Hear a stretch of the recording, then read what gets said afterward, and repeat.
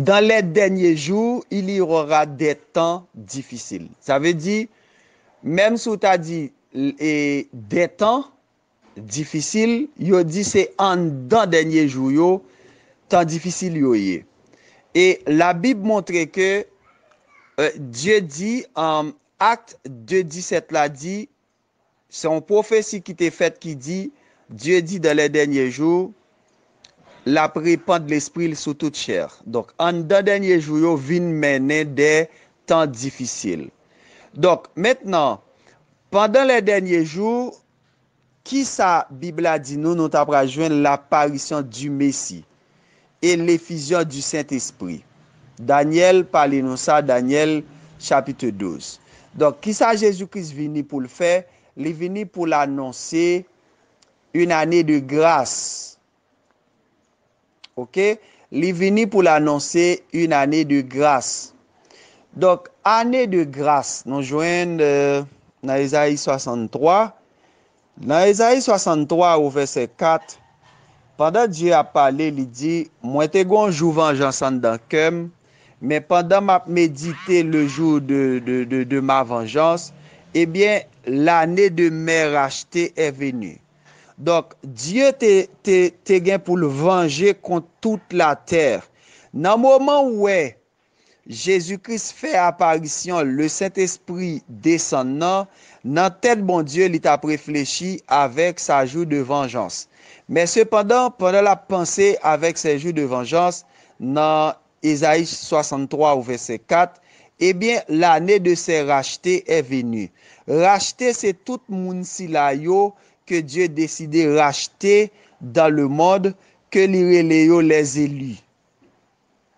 Donc, maintenant, dans Luc 4 au verset 19 là, nous voyons que Jésus-Christ pral dit, eh bien, prophétie ça qui était faite dans Isaïe 61 au verset 1 et 2 li accompli.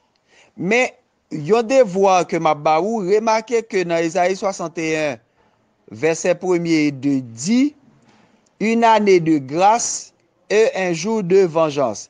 Et Jésus-Christ là, il dit c'est l'année de grâce qui accomplit, qui rivait, et prophétie a accompli, mais il prend seulement année de grâce là, il quitte jour de vengeance là, c'est ça montre que yo pas fait dans même période, dans même moment. Donc c'est très important pour nous garder ça. Et puis l'année de grâce c'est pour les racheter. L'année de grâce c'est pour les élus. Mais le jour de vengeance lui-même c'est pour les incrédules et pour consoler les affligés pendant la période de la grâce. Christ, alors, Isaïe 61 montre nous gagner l'année de grâce de l'Éternel. Ça nous joint dans Isaïe 63 au verset 4. Côté bon Dieu te gon jour de vengeance, l'année de ses rachetés est venue. Donc maintenant, Jésus-Christ vient publier dans les derniers jours. Et puis, et dans Luc chapitre 4 au verset 19, il publie l'année de grâce là, il quitte jour de vengeance là. Donc, l'année de grâce là, nous ouais, c'est l'année de ses rachetés ou bien l'année des élus. Et jour de vengeance là, il est réservé pour les incrédules ou bien il est réservé pour les méchants pendant période année de grâce là, cap affliger les saints. Parce que si vous regardez dans Isaïe 61, nous voyons que le jour de vengeance de Dieu, c'est pour consoler les affligés. Et ces affligés-là, qui les ont été affligés, c'est dans la période de grâce là. Eh bien, période de grâce là, sont période de jugement pour les racheter. C'est pas une période côté que Dieu offre nous pour nous venir jouir et m'ta dit pour nous venir jouir et bonheur, etc. Mais c'est une période de jugement que lié tout. Donc en fait, et Dieu lui-même l'a jugé tout le monde net, ni moins ni ou. Donc c'est le fait que nous pas c'est la Bible a dit nous pas juger, c'est parce que nous tout juger sous la terre. Donc jugement ça, li pas appartient avec quelqu'un de nous ou bien et l'église pral enlever, gon l'autre qualité, jugement pral fait, etc. Donc en fait, je pense que li temps mes amis pour nous li Bible et garder est-ce que ça nous toujours à penser moun yo c'est vérité liée. Dans 2 Thessaloniciens chapitre 1er à partir de verset 4 jusqu'à verset 7, on nous fait un coup d'œil qui sa Bible a dit dans 2 Thessaloniciens chapitre 2 au chapitre 1er à partir de verset 4. Mais ça nous lit. Aussi nous glorifions nous de vous dans les églises de Dieu, à cause de votre persévérance et de votre foi au milieu de toutes vos persécutions et des tribulations que vous avez à supporter.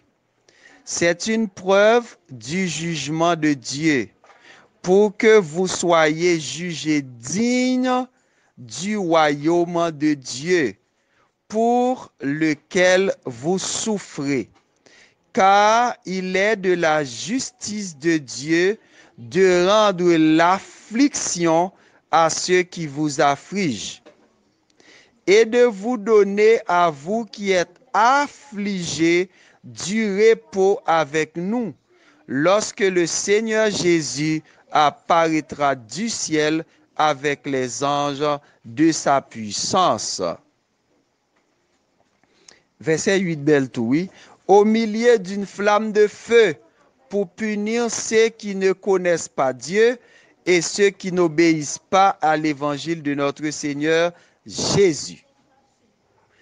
Ils auront pour châtiment une ruine éternelle, loin de la face du Seigneur et de la gloire de sa force, lorsqu'il viendra pour être en ces jours-là glorifié dans ses saints et admiré dans tous ceux qui auront cru, car notre témoignage auprès de vous a été cru.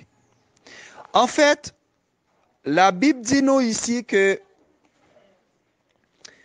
persécution que nous avons subi sous la terre, affliction que nous avons subi sous la terre, li nan volonté bon Dieu pour que nous affliger, nous souffrir, et c'est ça qu'a fait, qu'a jugé que nous dignes pour le royaume de Dieu.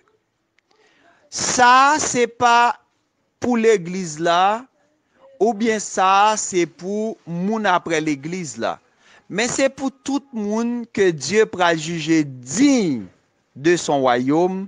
Eh bien, bon Dieu voulait que yo affligé par les hommes, et ces hommes-là, yo même, yo pral subi le jour du jugement de Dieu. Donc, en fait, nous lisons dans 1 Pierre chapitre 4, 1 Pierre chapitre 4, au verset, au verset 17, qui ça lui dit? Non, si nous voulons nous lire chapitre là depuis dans verset 12. Eh bien, me pour.